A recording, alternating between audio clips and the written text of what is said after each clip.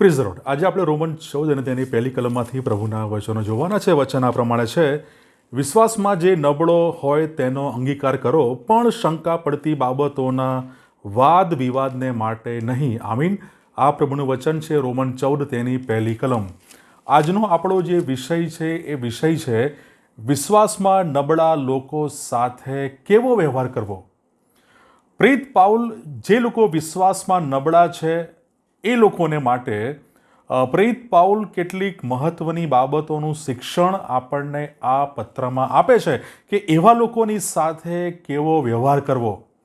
રોમનોની મંડળીમાં ઘણા નવા વિશ્વાસમાં આવેલા બિન યહૂદી અને ઘણા યહૂદી લોકો પણ હતા, અને આ બંને વચ્ચેનો જે સંબંધ છે એ સંબંધ કેવી રીતે ખ્રિસ્તમાં એ એક થાય, કેવી રીતે ખ્રિસ્તમાં તેઓ ઐક્યતા પ્રાપ્ત કરે, એને માટે પ્રેરિત પાઉલ આ રોમનોને પત્ર તેનો 14મો અધ્યાય એમાં બહુ મહત્વનું શિક્ષણ આપે છે. વિશ્વાસમાં જે લોકો નબળા છે તે લોકોની સાથે કેવો વ્યવહાર કરવો તેની સ્પષ્ટ અને સીધી સમજ આપણને આ પત્રમાં જોવા મળે છે.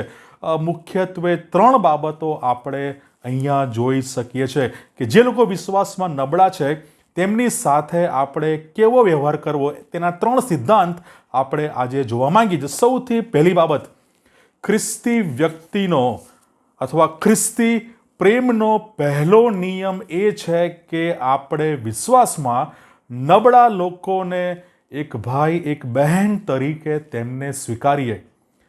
ખ્રિસ્ત એ મંડળીનું શિર છે. એ નવા વિશ્વાસીને અથવા જે વિશ્વાસમાં નબળા છે તેને આપણે ખ્રિસ્તમાં સ્વીકારીએ, એની ઉપર પ્રેમ કરે, એ સૌથી પહેલો અગત્યનો મહત્વનો નિયમ છે કે તે વ્યક્તિને ખ્રિસ્તમાં ભાઈ ખ્રિસ્તમાં બહેન તરીકે આપણે તેમને સ્વીકારીએ. દરેક ખ્રિસ્તી વ્યક્તિ એ ખ્રિસ્તનો એ સેવક છે, અને આપણે એ પણ સ્પષ્ટ સમજ રાખવી જરૂરી છે કે ખ્રિસ્ત પ્રભુ ઈસુ ખ્રિસ્ત જ એ એકમાત્ર ઈશ્વર અને એ ન્યાયાધીશ છે, અને આપણે તેથી કોઈ પણ વ્યક્તિનો ન્યાય કરવાનો નથી. કારણ કે રોમન 14 અને તેની 10મી કલમમાં જ, અને એ જ પ્રમાણે 12મી કલમમાં સ્પષ્ટ સમજ આપે છે કે આપણને સર્વ અને ઈશ્વરના ન્યાયાસનની આગળ ઊભા રહેવું પડશે. માટે સૌથી પહેલો નિયમ છે કે આપણે વિશ્વાસમાં નબળા લોકોને ખ્રિસ્તમાં સ્વીકારીએ અને તેમનો કોઈ પણ રીતે આપણે ન્યાય કરવાનો નથી. કારણ કે ખ્રિસ્ત પ્રભુ ઈસુ ખ્રિસ્ત એકમાત્ર ન્યાય કરનાર એ ન્યાયાધીશ છે. બીજી બાબત અથવા બીજો સિદ્ધાંત, તટસ્થ બાબતો અંગે જેવી કે ખાવા પીવાની બાબતો વિશે, જેમાં આપણે રોમન 14માં આપણે જોઈ શકીએ છીએ ખાવા પીવાના વિશે અથવા કોઈ તહેવાર પર્વને વિશે, એ બધી બાબતોમાં કોઈ વ્યક્તિને બીજી વ્યક્તિના અંતરાત્મા પ્રમાણે વર્તવાને માટે આપણે કોઈ પણ રીતે દબાણ કે બળજબરી કરવાની નથી.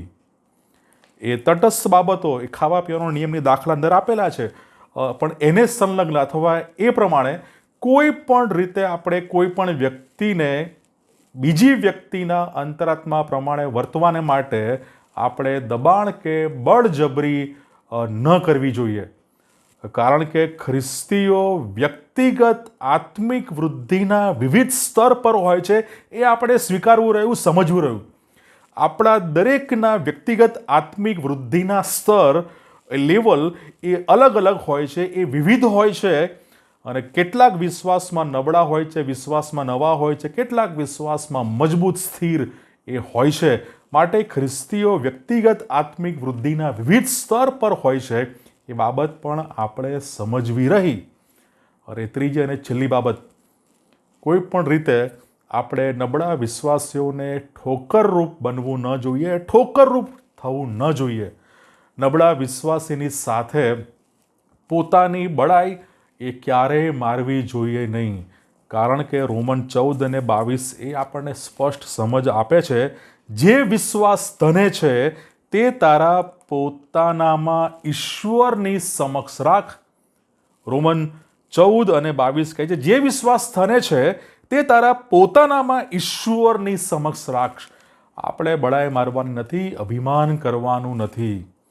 અને આપણે જોઈ શકીએ છીએ રોમન 14 અને 17 એ નબળા વિશ્વાસીઓની સાથે કેવી રીતે વર્તવું જોઈએ એની સમજ આપે છે, પણ સાથે 17મી કલમમાં કહે છે કેમ કે ઈશ્વરનું રાજ્ય તો ખાવા પીવામાં નથી, પણ ન્યાયપણું, શાંતિ અને પવિત્ર આત્માથી મળતો આનંદ તેઓમાં છે.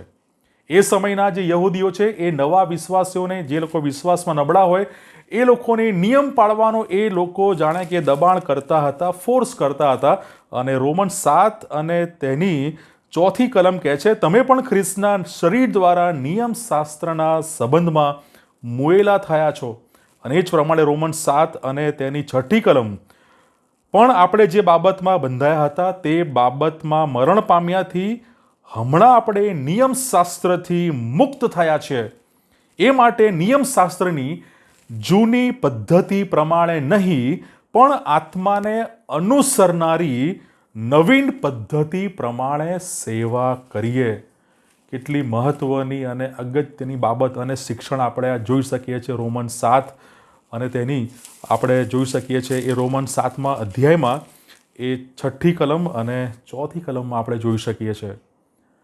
અને નબળા વિશ્વાસીઓની સાથે કેવું વલણ રાખવું, કેવો વ્યવહાર કરવો, તો આપણે સામાન્ય બાબત જોઈએ છે રોમન 14માં પ્રેમ રાખવો જોઈએ અને વ્યક્તિના વિચારો અને તેની સ્વતંત્રતાનો આપણે આદર કરવો જોઈએ.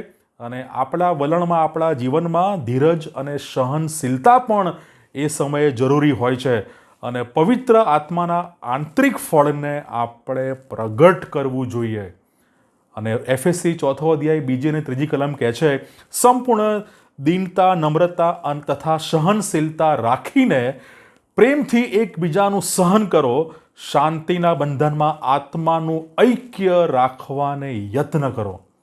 અને છેલ્લે 1 કોરિન્થી 8મો અધ્યાય 9મી કલમ જણાવે છે સાવધ રહો, રખેને આ તમારી છૂટ નિર્બળોને કોઈ પણ રીતે ઠોકરનું કારણ થાય.